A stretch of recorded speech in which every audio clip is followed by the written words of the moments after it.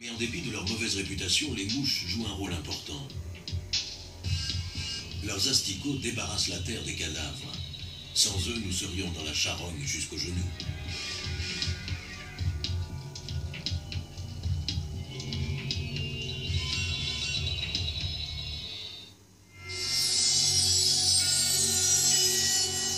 L'enveloppe vide d'une chenille grouillante de verre.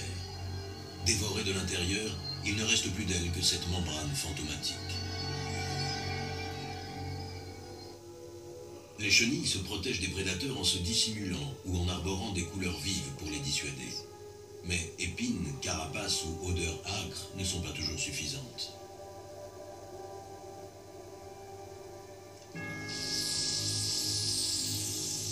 Cet hémiptère de la famille des Réduvidés tend des embuscades à ses proies.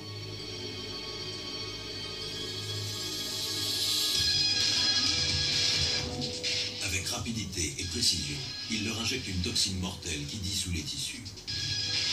Il ne lui reste plus qu'à aspirer l'intérieur du corps pour ne laisser que la peau.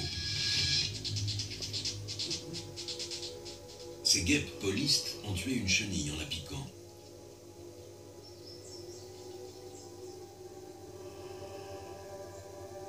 Elles arrachent et mastiquent des morceaux de chair pour les rapporter à leurs larves.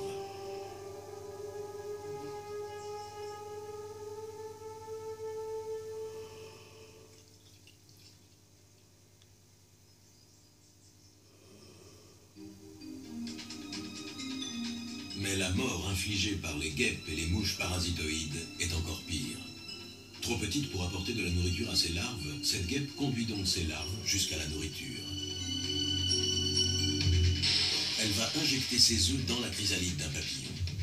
Lorsqu'ils écloront, ils auront de la chair fraîche à disposition. Une fois repus, les larves entameront leur phase pupaire à l'intérieur de la chrysalide. Puis les pupes laisseront échapper une nouvelle génération de guêpes. Les insectes émergent alors sous leur forme adulte, prêts à répéter leur cycle meurtrier. Mais tous les parasites ne sortent pas de la chrysalide sous leur forme définitive. Celle-ci abrite une autre espèce de guêpe parasitoïde.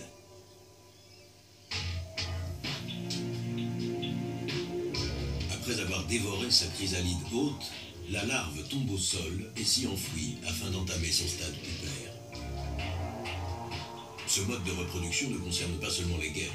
Cette mouche parasitoïde va déposer son butin sur une chenille. Elle déploie son ovipositeur et pond ses œufs mortels.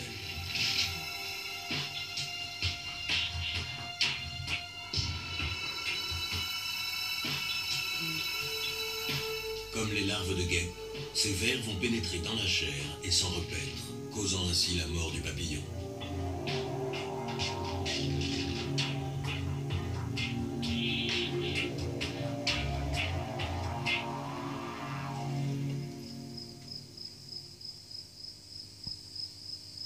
Les insectes adultes sont également la cible des parasites volants. Voici des grillons mâles. Ils chantent en frottant leurs élytres pour attirer les femelles. Mais il arrive parfois que ce chant attire un visiteur indésirable, une Hormia ochracea femelle. Cette mouche localise le grillon à ses stridulations, se pose sur son dos et y pond un œuf unique. La larve s'enfonce alors dans le corps de son hôte pour le dévorer vivant de l'intérieur. Cette mouche repère sa proie grâce à un appareil auditif extrêmement sophistiqué. Elle évalue l'emplacement de sa victime et la distance qui l'en sépare aussi précisément qu'un humain. Et pourtant, cet appareil auditif est constitué de simples membranes, identiques à une peau de tambour.